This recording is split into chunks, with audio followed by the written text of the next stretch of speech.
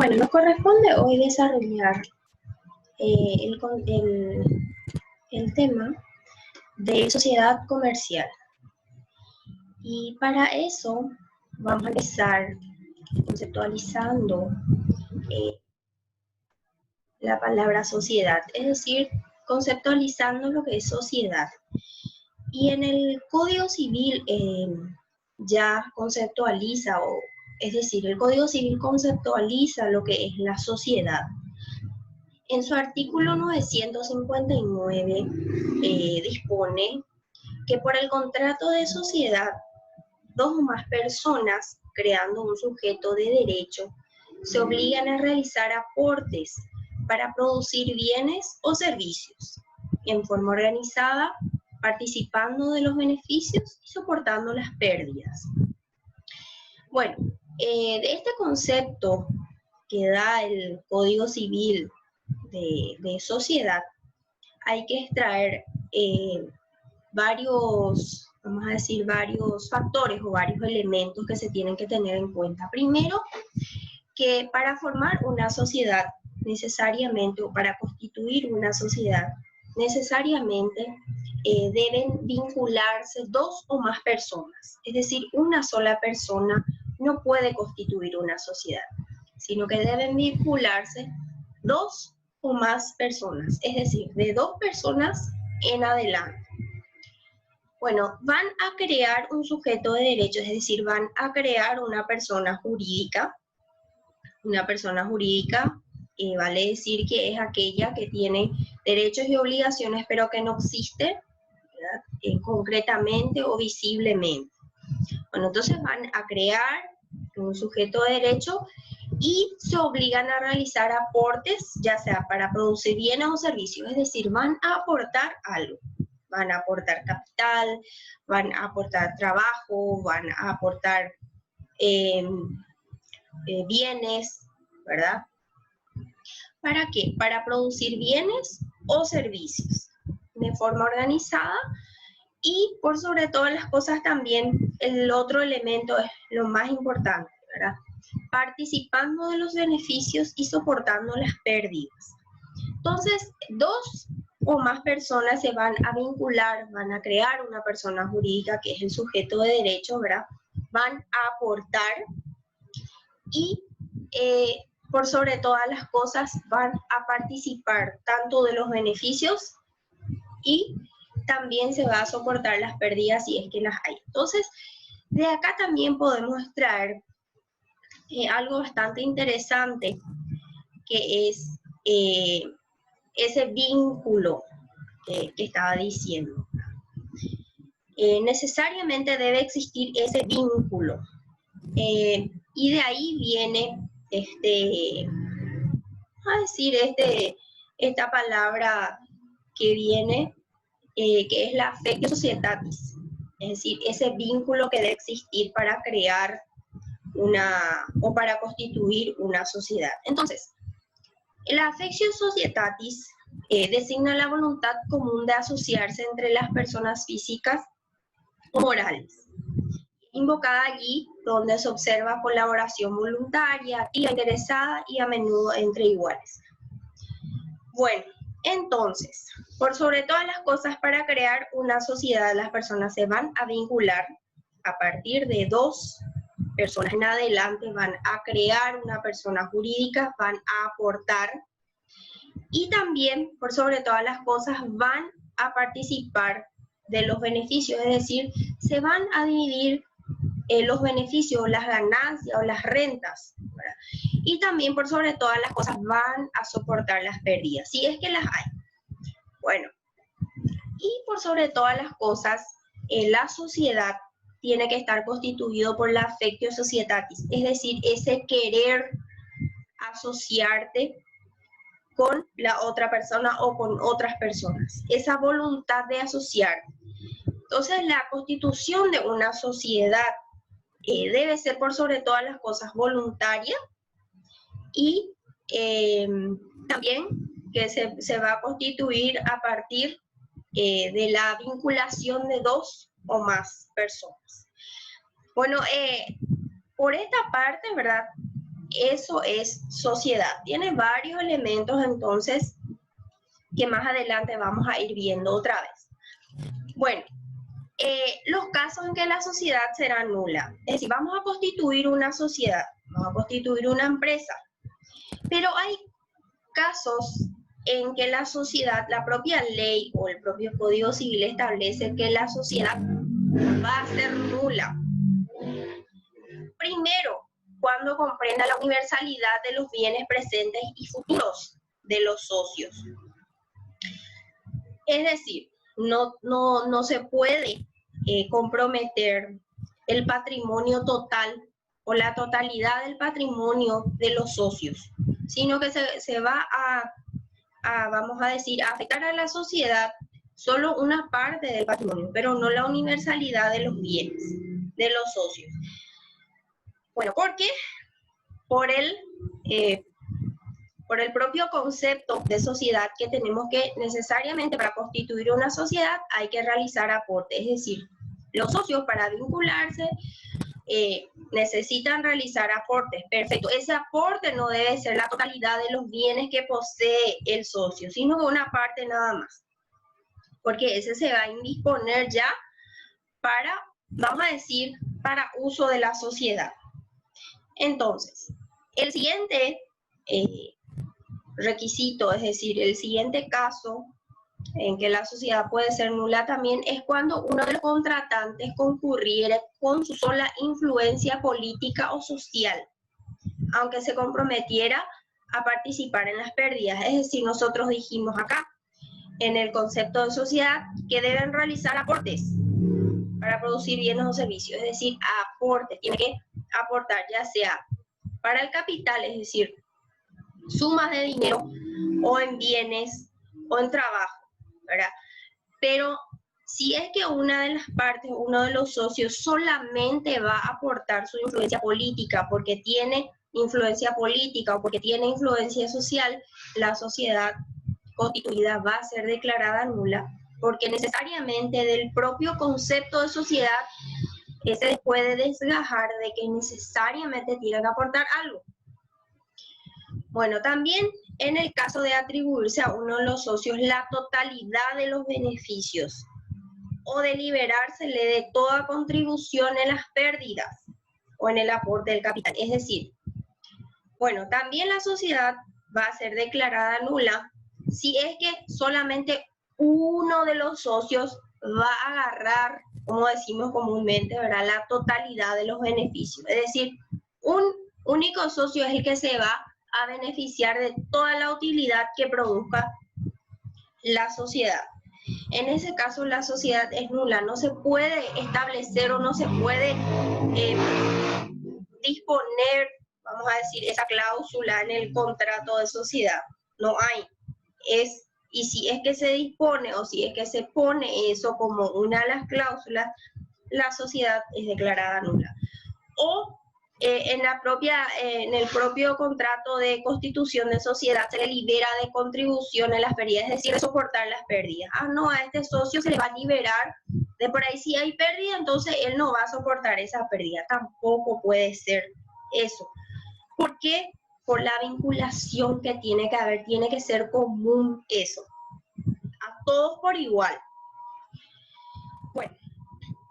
Y después también se puede declarar nula la sociedad cuando alguno de los socios no participare de los beneficios. Vamos a suponer que todos los socios participan de los beneficios, es decir, de la ganancia que obtiene o de las utilidades de la sociedad, ¿verdad? Pero un socio nada más no va a participar de los beneficios por tal o cual motivo. Tampoco esa cláusula puede ser válida y acarrea también la nulidad de la sociedad si es que se pacta eso, si es que se establece o se dispone eso dentro del contrato de sociedad. Entonces, también es una causa de nulidad de la sociedad si es que uno de los socios no participa en los beneficios. Vamos a suponer que tengamos 10 socios, 9 participan de las utilidades, 9 vamos a decir, van a agarrar las utilidades, pero uno nada más por A o B motivo se le excluye de participar de las utilidades de la sociedad. Entonces también, igualmente, la sociedad va a ser necesariamente declarada nula. No se puede establecer o no se puede disponer eso dentro del contrato social. Bueno, cuando cualquiera de los socios no pudiere renunciar o ser excluido existiendo justa causa para ello, es decir, cuando se dispone ya dentro del contrato de sociedad que ninguno de los socios o alguno de ellos no puede renunciar a la sociedad o no puede ser excluido si es que existe justa causa. No, este es el conjunto o este es la cantidad de socios, estos son los socios, ellos no pueden renunciar ni tampoco pueden ser excluidos existiendo justa causa. Tampoco eso se puede disponer dentro del contrato social. Porque por sobre todas las cosas, como voy repitiendo, ¿verdad? Del concepto de sociedad aparece todo eso.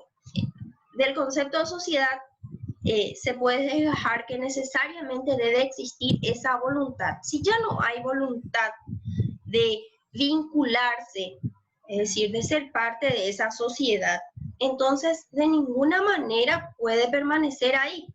Es por eso que en ese caso también, si es que se establece o se dispone en uno de las cláusulas del contrato de sociedad, que no se pueda renunciar o que no se pueda excluir a alguno de los socios, entonces también es nula la sociedad. Entonces, esas son las causas por las cuales la sociedad puede ser declarada nula. Después tenemos varios otros, pero todo, si ustedes se fijan, todo se desgaja de este concepto de sociedad, ¿verdad? Que les di al comienzo. Bueno, la otra causa de nulidad del contrato de sociedad es que si en cualquier momento alguno de los socios pudiera retirar lo que tuviera en la sociedad.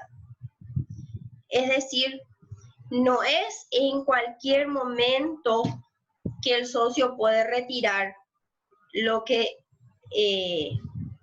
le dio a la sociedad, sino que tiene sus procesos, sus procedimientos, y de esa manera se tiene que seguir.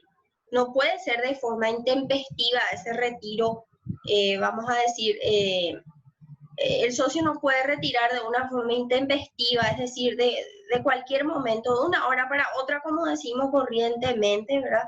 Comúnmente, que puede retirar el aporte que realizó dentro de la sociedad. No, puede retirar, pero tiene su forma de hacerlo. Para eso hay que seguir los procedimientos, y de ninguna manera en el contrato de sociedad se puede establecer eso. Después también una de las causas que también puede influir para que la sociedad pueda ser declarada nula es cuando se asegure al socio capitalista su aporte o las utilidades a obtenerse, o un derecho alternativo a cierta cantidad anual o una cuota de las ganancias eventuales. También si al socio industrial se le acordare una retribución determinada a o no utilidades, o el derecho alternativo a cierta suma anual o a una cuota de las ganancias eventuales. Es decir, si al socio industrial, por ejemplo, se le aparte, vamos a suponer que la sociedad no generó utilidades, sino que hubo pérdidas. Entonces está en rojo la sociedad, ¿verdad? Pero igualmente se acuerdan en la constitución de la sociedad, ¿verdad?, que necesariamente al socio industrial se le va a dar una retribución, habiendo o no habiendo ganancias, habiendo o no habiendo utilidades. Entonces, no puede haber esa desigualdad entre los socios, no porque es un socio industrial o un socio capitalista, es decir, un socio que aportó su industria, es decir, su trabajo, o al socio que aportó suma de dinero, darle preferencias, todos por igual. Eso es lo que se puede desgajar de vamos a decir, de lo que dispone este artículo por el cual se puede declarar nula la sociedad, ¿verdad? Bueno, después, ¿cómo se constituye la sociedad? Yo les estaba hablando de constitución, contrato, constitución de la sociedad, que se dispone esto, que las cláusulas esto, perfecto. ¿Pero qué eso es? Bueno, se constituye la sociedad a través de un contrato. Es un contrato también, pero ese contrato se hace a través de una escritura pública. Lo redacta un notario escribano público, ¿verdad? Y ese notario escribano público necesariamente tiene que tener conocimiento, ¿verdad?, de cuáles son las cláusulas que se pueden disponer y cuáles son las que no se pueden disponer. Entonces, difícilmente se puede declarar nulidad de la sociedad. Entonces, todo escribano, todo notario tiene conocimiento de estas disposiciones de la ley. Bueno, entonces, necesariamente una sociedad se tiene que constituir por escritura pública. Es decir, por ese documento que es elaborado por el escribano y que tiene, que son hojas numeradas, aquel documento que generalmente es verde, están numeradas, están foliadas, ¿verdad? Bueno, a través de ese documento que es llamada escritura pública, se tiene que constituir la sociedad. Bueno, y la personería jurídica. Yo les dije acá al comienzo, antes de que todos se prendan, ¿verdad?, que dos o más personas necesariamente se tienen que vincular. Una sola persona no puede constituir sociedad, porque sociedad viene de dos o más personas. Perfecto. Crean un sujeto de derecho, dice. Es decir, que van a crear una persona jurídica. ¿Quién era la persona jurídica? Aquella persona que no existía de forma visible, de forma concreta, pero que igualmente que las personas físicas tenían derechos y obligaciones. Perfecto. ¿Y desde qué momento adquiere personería jurídica? Es decir, ¿desde qué momento existe como persona jurídica esta sociedad? Desde el momento de su inscripción en el registro correspondiente. Todo bien, se va a constituir por escritura pública. Esa escritura pública debe estar inscrita en el registro público correspondiente. Bueno, las sociedades anónimas y cooperativas requieren además la autorización gubernamental previa. La falta de registro no anula el contrato, es decir, la falta de inscripción no anula el contrato de sociedad, pero la sociedad no va a adquirir ese dominio ni derechos reales sobre los bienes registrables apartados por los socios para esa sociedad. Es decir, los socios aportaron sumas de dinero, aportaron bienes. Esa sociedad, vamos a decir, es titular de ciertos inmuebles, de vehículos automotores, tiene su capital, perfecto. Pero no va a adquirir dominio, no va a poder adquirir esa posesión sobre esos bienes si es que no está registrado. Existe la sociedad si no está escrita, pero no va a poder adquirir ese dominio sobre esos bienes que fueron aportados para esa sociedad, ¿verdad? No será oponible a tercero ninguna estipulación no registrada que sea parte del régimen establecido por este código, sea restringiendo los derechos de aquellos o los poderes conferidos a los administradores. Bueno, les explico esta parte. Yo les dije que cada socio tiene que aportar algo para que se pueda constituir una sociedad, necesariamente. Si no tiene bienes o no tiene plata ese socio para aportar, aporta su trabajo. Perfecto. Esa sociedad, para que adquiera poder, para que pueda disponer de esos bienes que adquirió, ¿verdad?, de los socios, necesariamente debe estar inscrita. Perfecto. Bueno, ¿qué pasa con esos bienes entonces que los socios aportaron para la sociedad? Vamos a suponer que uno de los socios fue declarado en quiebra, o no necesariamente en quiebra, se le va a embargar sus bienes por algún juicio ejecutivo, por alguna deuda. Ese bien, por más de que fue aportado, y vamos a suponer que justo ese socio aportó un vehículo automotor y aportó un inmueble. Ese inmueble y ese vehículo automotor que ese socio cuyos bienes fueron embargados van a sustraerse de la sociedad. No se puede oponer, no puede decir el socio, así les digo de forma sencilla y concreta, ¿verdad? No puede decir el socio, no, este auto o este camión es de la sociedad, ya yo aporté, miren el contrato social, o este inmueble yo ya aporté a la sociedad, ya es de la empresa. Si es que no está inscripta esa empresa, entonces ese socio no puede alegar eso. A eso se refiere esta parte del código. Bueno, después tenemos acá los derechos de los socios. Bueno, varios son los derechos que tienen los socios.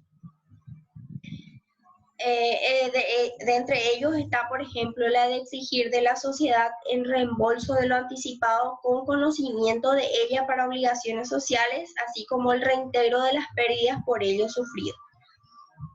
Los socios responderán a prorrata de su interés social y la parte de los insolventes se dividirá de manera igual. Bueno, después, es decir, si es que anticiparon algo para la sociedad, ellos pueden exigir el reembolso. Si es que hay pérdidas que sufrieron esos socios por anticipar algo a la sociedad. Bueno, otro de los derechos de los socios es la de exigir que los demás permanezcan en la sociedad mientras no tenga justa causa de separación.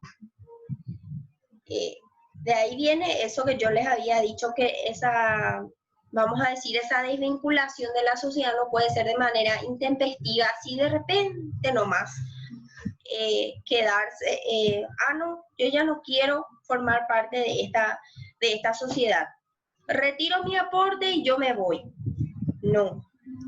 Los demás socios tienen derecho a exigir que ese socio permanezca en la sociedad si es que no existe justa causa para que se pueda separar de la sociedad. Entonces, se entenderá que la hay, es decir, se entenderá que va a haber justa causa cuando el administrador nombrado en el contrato social renunciare o fuere removido, existiendo derechos para la exclusión de algún socio, no le permitiera hacer uso de ese mismo derecho.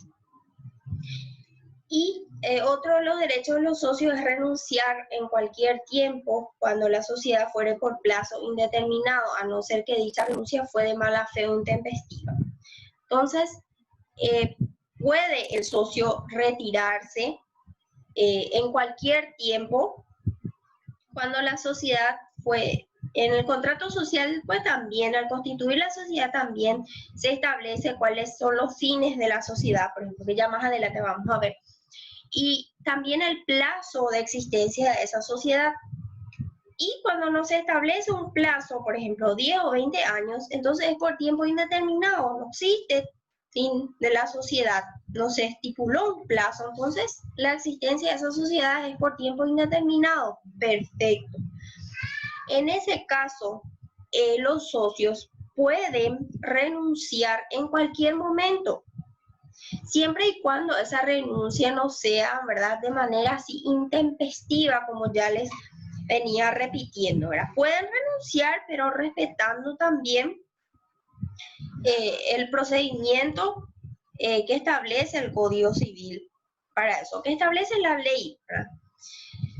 Bueno, y acá uno de los artículos también de la ley establece en qué caso, por ejemplo, se puede dar mala fe o cuándo existe esa renuncia de mala fe. Mala fe sabemos que es esa mala intención que tiene una persona, ¿verdad? Bueno, entonces la renuncia será de mala fe cuando se hiciere con la intención de obtener algún beneficio, alguna ventaja que hubiera de pertenecer a la sociedad, es decir, vos vas a sacar un provecho o una ventaja jugosa por el hecho de vos retirarte de la sociedad y que podría haberle beneficiado a toda la sociedad. Entonces, en ese caso se considera que la renuncia es de mala fe. E intempestiva significa que la producida sin estar consumado el negocio, que constituye su objeto, en cuyo caso el socio deberá satisfacer los perjuicios causados, es decir, antes de que la sociedad empiece a andar, empiece a caminar, vamos a decir, no, yo me retiro mi aporte, ¿verdad? Entonces, hay que, como les dije, tiene su procedimiento, no significa que vos no te podés retirar de la sociedad, claro que te podés retirar, pero tenés que seguir, ¿verdad? Si es que tu retiro o tu renuncia a la sociedad como socio no va a perjudicar a toda la sociedad y vos vas a obtener un beneficio, o si por más de que vos no vas a obtener un beneficio, le va a perjudicar a toda la sociedad. Entonces, en ese caso hay que esperar nomás y posteriormente podés retirarse. Yo le estoy explicando esto de manera así un poco más común, un poco más corriente, ¿verdad? Pero esa es la forma, ¿verdad? Hay que seguir los procesos según dispone la ley. Bueno, y la extinción y disolución de las sociedades. Hay dos situaciones acá. Se extingue la sociedad, es decir, la sociedad muere. Bueno, una persona física muere, fallece, perfecto. La persona jurídica se extingue. Entonces, estas son las causas por las cuales se extingue, es decir, muere la persona jurídica. Y es que en este caso es la sociedad, ¿verdad? Por vencimiento del plazo, es decir, se estipuló un plazo de existencia de esa sociedad. Bueno, se constituye una sociedad por 10 años, para tal o cual motivo y demás disposiciones, ¿verdad? Que se acuerdan. Bueno, llegó esos 10 años, entonces necesariamente se tiene que extinguir esa sociedad. Se liquida todos los bienes, se reparte todo y termina esa sociedad, muere. Bueno, o por cumplirse la condición a que fue subordinada su existencia, es decir, se constituyó esa sociedad bajo condición de que con la finalidad de crear algo. Se creó, cumplió su condición, entonces también se extingue la sociedad. O por la realización del fin social. Acá está específicamente eso, ¿verdad? Se creó con una finalidad, tiene un fin. Crear un producto, algún tipo de servicio, y esa fue la finalidad para la constitución de la sociedad. Bueno, se realizó ese fin social, ese fin por el cual se constituyó la sociedad, o la finalidad, o ese objetivo, entonces se extingue la sociedad. Ya empieza el procedimiento de liquidación de los bienes y demás, y termina la sociedad. Bueno, también se extingue la sociedad por imposibilidad física o jurídica de alcanzar dicho fin, sea por la pérdida completa del capital o de una parte del mismo que impida lograrlo, o por quiebra, es decir, quiebra la sociedad. Bueno, necesariamente va a tener que extinguirse esa sociedad. O por el acuerdo unánime de los socios, es decir, todos los socios están de acuerdo en que la sociedad se va a extinguir o va a terminar, no hay ningún problema, porque por sobre todas las cosas, uno de los motivos por el cual se constituye la sociedad viene a ser esa voluntad de todas las partes. Y si está en la voluntad de todas las partes el querer que se extinga o el querer que termine esa sociedad, entonces termina esa sociedad. O si fuere de dos personas, por la muerte de una de ellas, porque como les dije al comienzo, ¿verdad? Para que exista sociedad debe existir vinculación a partir de dos personas en adelante. Y si la sociedad fue constituida por dos personas nada más, fallece una de ellas, entonces termina la sociedad. Necesariamente se debe liquidar esa sociedad. O de por ahí se estableció también en el contrato social, verá, las causas por las cuales se puede extinguir esa sociedad. Entonces se cumplió o se dio esa causa que fue prevista en el contrato social, entonces también se extingue la sociedad. Y acá, la disolución de la sociedad a instancia de cualquiera de los socios, dice. Es decir, la sociedad se disuelve. Disolver viene, uno es extinguirse, el otro se disuelve, empieza a disiparse, ¿verdad? Se empieza a, vamos a decir, a dividir todo. Perfecto, en ese caso se da la disolución, ¿verdad? Por instancia de alguno de los socios. Y acá está una de las causas: por muerte, por renuncia o remoción del administrador que fue nombrado en el contrato social, o del socio que pusiera su industria, o del participante cuya prestación personal fuera necesaria para continuar el giro. Es decir, se disuelve esa sociedad, se puede, sin necesariamente liquidar los bienes, se vuelve a crear una sociedad, con, vamos a decir, con toda esa infraestructura, pero cambia de, el famoso que se hace, se cambia de nombre nomás. En eso consiste, ¿verdad? Se disuelve la sociedad, ya sea por muerte, por renuncia o remoción del administrador, o porque ocurre lo mismo con el socio que puso su industria o su trabajo, ¿verdad? Bueno, o de alguno de los socios cuya prestación personal, es decir, cuyo trabajo fuere necesaria para que siga andando la sociedad. Falleció ese socio o renunció ese socio, entonces necesariamente la sociedad tiene que buscar, vamos a decir, otros horizontes, como decimos comúnmente, ¿verdad? Entonces lo que comúnmente se hace es, no se liquida todo, sino que generalmente se cambia de nombre. Bueno, se retira ese socio, se le da su parte a ese socio y siguen los demás, ¿verdad? Pero necesariamente ya con otro, vamos a decir, con una nueva sociedad. Bueno, o por el incumplimiento de la prestación de uno de los socios, es decir, uno de los socios no cumplió con la prestación debida, ¿verdad? Ya sea no aportó, se comprometió en el contrato social, pero finalmente no aportó, o no aportó, ya sea el dinero, sumas de dinero, ya sea bienes o ya sea su trabajo, ¿verdad? Su conocimiento, su industria, es decir, ese no dio lo que se comprometió a dar.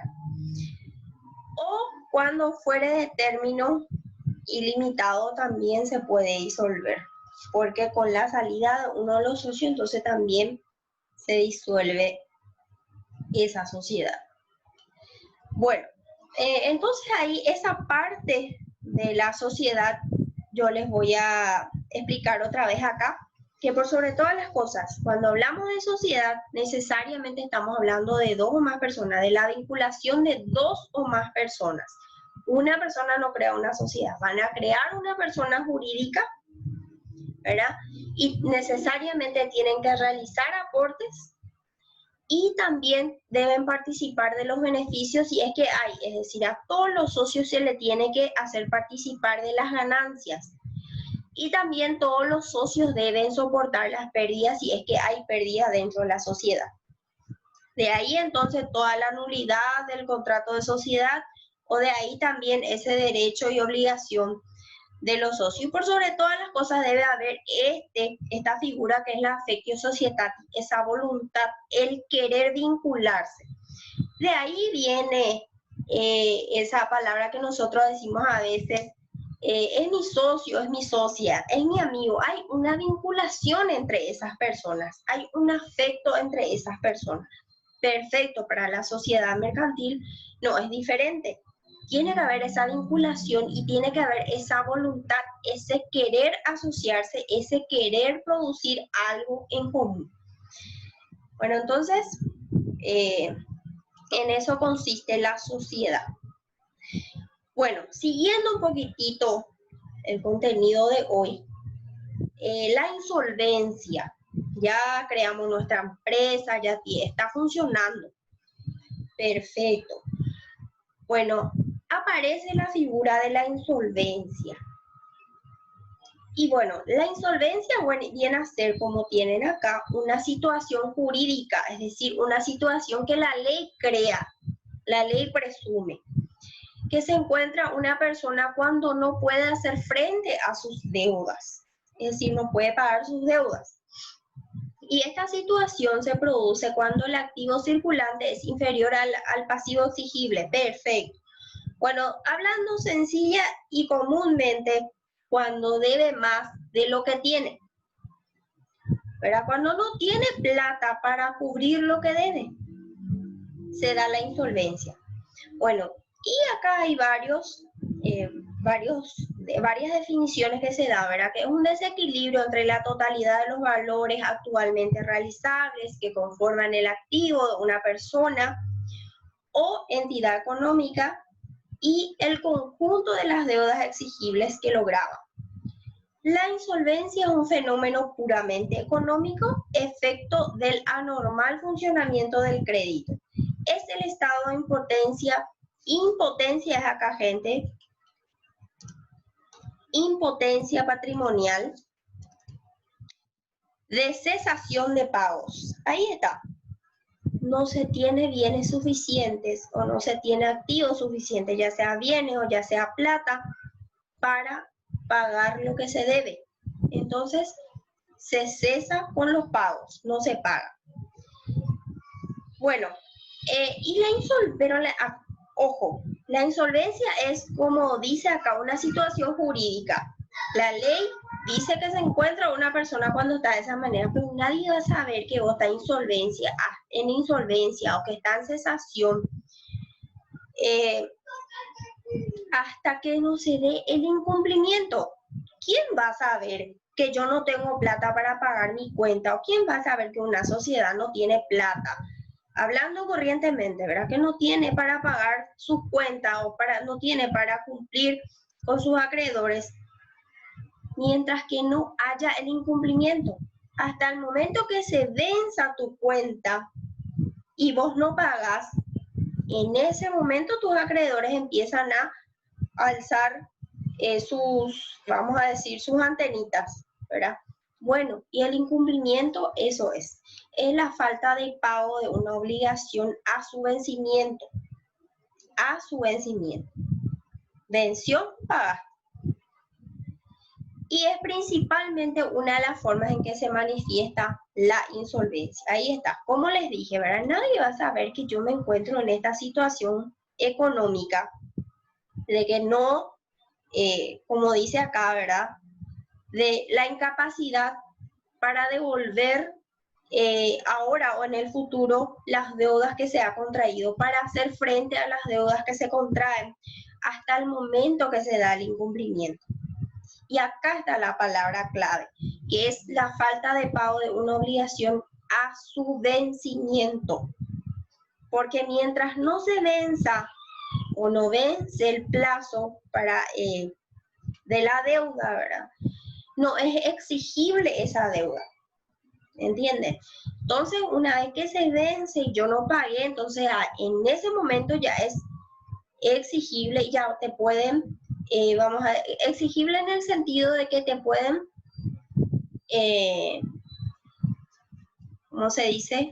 Coaccionar, es decir, te pueden obligar, no coaccionar, sino que te pueden obligar a pagar tu cuenta, ¿verdad? De todas las formas que están establecidas en la ley, obligar es una forma de decir, ¿verdad? Bueno, y ahí se da lo que es la quiebra. Y la quiebra tiene tiene puntos de vista, ¿verdad? Tanto desde el punto de vista económico como desde el punto de vista jurídico, tiene su definición, pero ambas, al final de cuentas, es la misma cosa. Por ejemplo, desde el punto de vista económico, la quiebra es sinónimo de insolvencia. Económico, dice, punto de vista económico. Insolvencia es cuando hay un estado de impotencia patrimonial para hacer frente a tus deudas. Bueno, o acá dice, ¿verdad? O estado de impotencia patrimonial para el normal cumplimiento de las obligaciones. Desde el punto de vista jurídico, es el conjunto de disposiciones legales que regula el fenómeno económico de la impotencia o de la insolvencia patrimonial. Es decir, es cuando se cumplen todos los requisitos establecidos por ley y que al final de cuentas va a dar en esa impotencia patrimonial. Es decir, no cumplió con su deuda exigible ya, entonces, y no va a poder pagar, entonces en ese momento la persona necesariamente es declarada en quiebra, según lo que la ley establece, ¿verdad? El punto de vista jurídico, entonces, quiebra es cuando se cumplen todo lo que dispone la ley con relación a ese fenómeno económico preexistente, ¿verdad? De la impotencia patrimonial o insolvencia, como también decimos. Entonces, en ese momento se le declara, cuando hay impotencia patrimonial, es decir, hay insolvencia y por lo tanto incumplimiento, se le declara la quiebra a la empresa o a la persona. Y cuando se declara en quiebra, es mucho más, vamos a decir, radical, porque se le va a privar a la persona de la administración de sus bienes, se le va a embargar todos sus bienes, no va a poder seguir con el giro normal de sus negocios, se le indispone, pero se le da muchísimas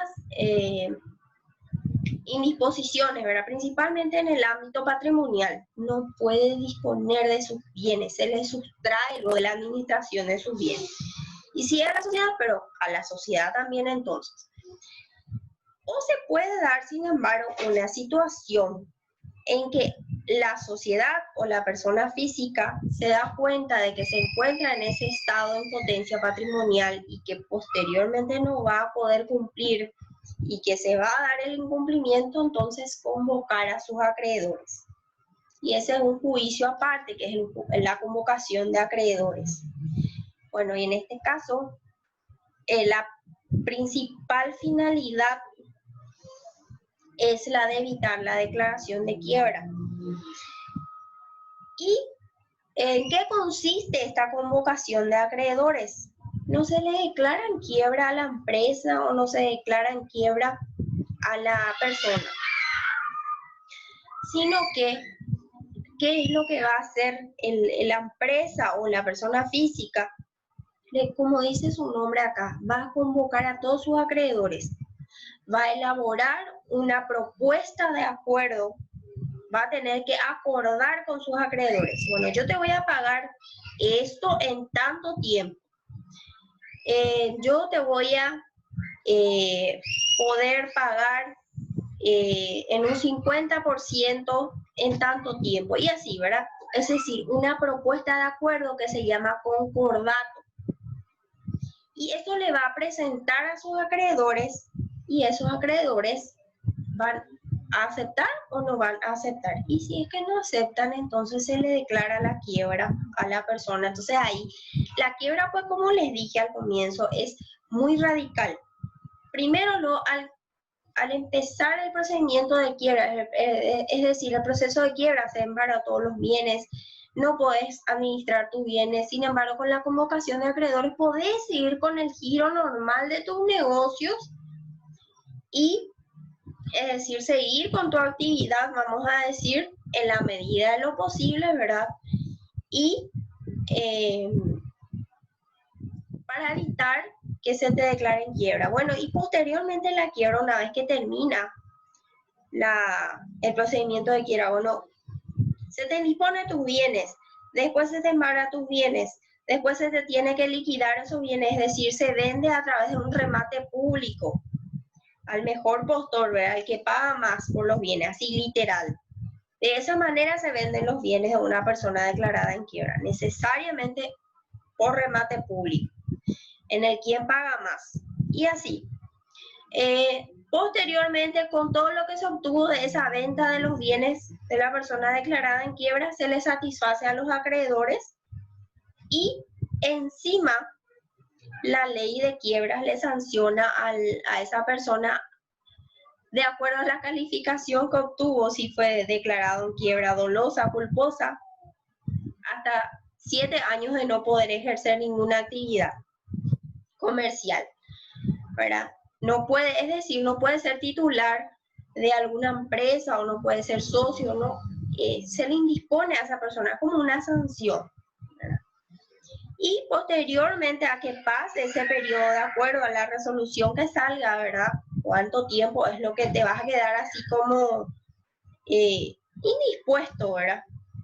Para poder ejercer alguna actividad comercial o poder obtener bienes otra vez, administrar tus bienes o bienes otra vez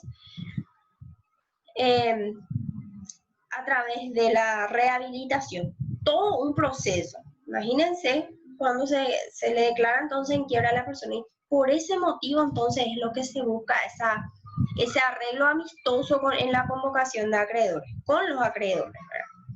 Por eso dice que el juicio de convocación de acreedores tiene como finalidad principal evitar la declaración de la quiebra. Bueno, y con eso entonces terminamos el contenido de hoy. Yo lo que quiero que se fijen ustedes, como siempre les digo, hay ciertas cosas que yo voy haciendo hincapié, porque posteriormente vamos a ir desarrollando otras cosas, que es sociedad. Básicamente, cuando hablamos de sociedad, yo quiero que les den a ustedes en mente cuando decimos así, en la vida real, en la vida cotidiana, decimos, es mi socio. Decimos así, cuando hay ese vínculo afectivo entre las personas, ¿verdad? Y la misma cosa, es mi socio cuando conformamos una sociedad. ¿Por qué? Porque necesariamente tiene que haber vínculo, esa voluntad de querer formar algo común, de tener que soportar ciertas situaciones en común y en forma igualitaria, y por sobre todas las cosas, esa unión, ¿verdad?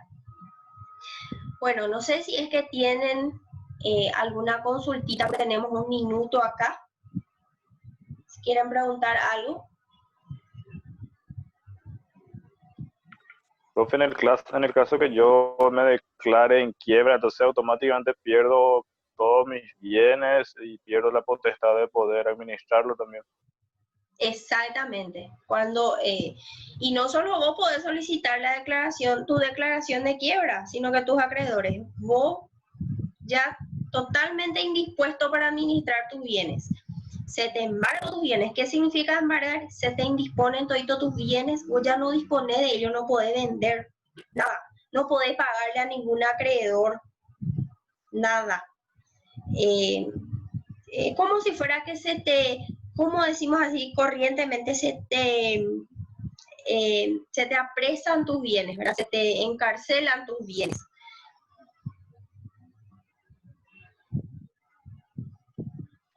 Perfecto.